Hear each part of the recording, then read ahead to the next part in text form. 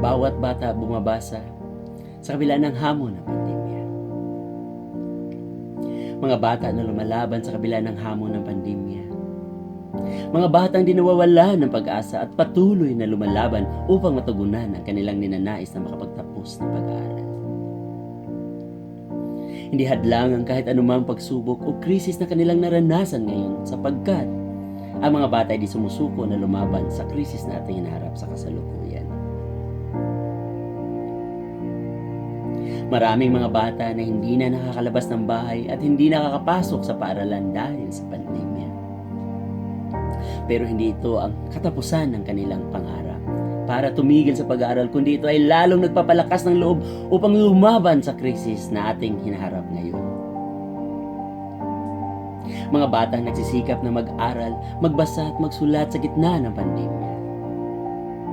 Kahit maraming mga nabago sa mga pangkaraniwang nakasanayan ng mga gawain ng kabataan, pero pilit pa rin nila itong niyakap o tinanggap upang maipagpatuloy ang pagsusulat at pagbabasa, matupad lamang ang kanilang mga pangarap na maipagpatuloy ang kanilang pag-aaral.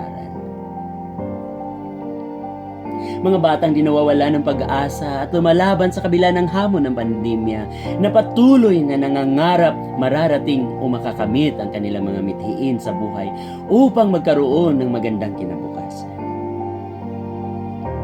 Mga bata na umaasa at lumaban sa mga pagsubok sa kabila ng hamon ng pandemya ay lalong lumalakas ang kanilang loob na malabanan ito. Sila ay patuloy sa kanilang mga gawain para sa paaralan at sa gawaing bahay. Kaya sa mga batang may pagpapasya, hindi magiging hadlang sa kanilang pag-aaral ang anumang mga pagsubok o kahirapan sa kabila ng hamon ng pandemya. Patuloy nating ipaglaban kung ito'y para sa magandang kinabukasan. Dahil hindi dito nagtatapos ang lahat. Gaano man kabigat o kahirap ang ating naranasan sa buhay, kaya pa rin natin itong ipaglaban at malalagpasan. At laging tandaan, lahat tayo ay may pag-asa. Kaya, tuloy lang ang laban para ating makamtan ang tagumpay.